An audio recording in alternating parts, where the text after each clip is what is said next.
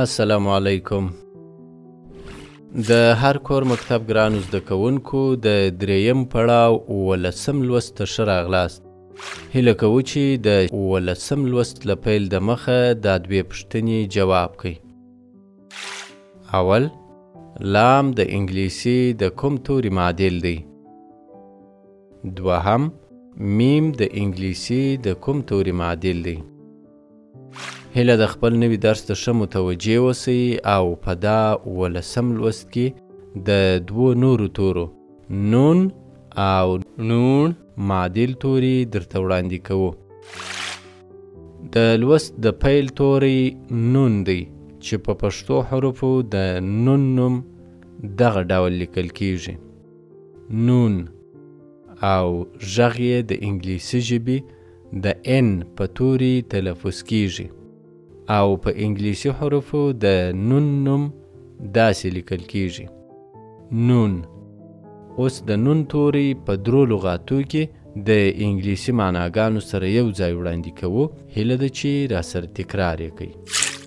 نیکه په انګلیسي داسې لیکل کیږي نیکه او د نیکه انګلیسي معنا ده grandfather. نڅا په انګلیسي داسې لیکل کیږي نڅا او د نڅا انګلیسي معنا ده dance. نفر په انګلیسي داسې لیکل کیږي نفر او د نفر انګلیسي معنا ده person.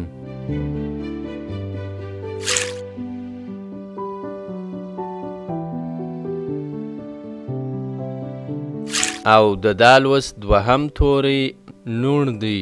په پښتو حروفو د نون نوم دغه ډول لیکل کیږي نون چې غږ یې د انګلیسي ژبې د ان په توري تلفظ کیږي. په انګلیسي حروفو د نون نوم داسې لیکل کیږي نون.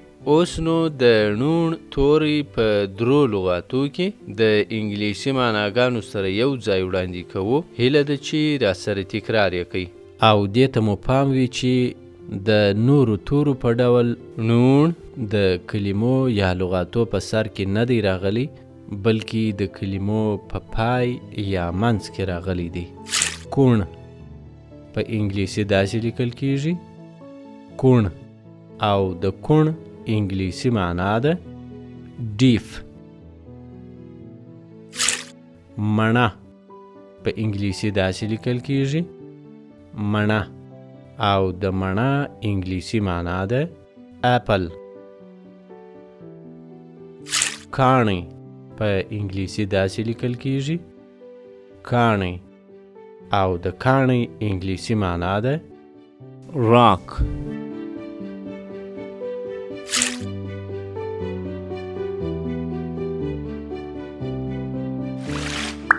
د هر کور مکتب ګرانو زده کوونکو تر 18 لوست پورې تاسې د خپلو ملګرو سره داسې لغاتونه پیدا او په کمنټ کې راته ولیکئ چې نون او نوړ پکښې راغلي وي.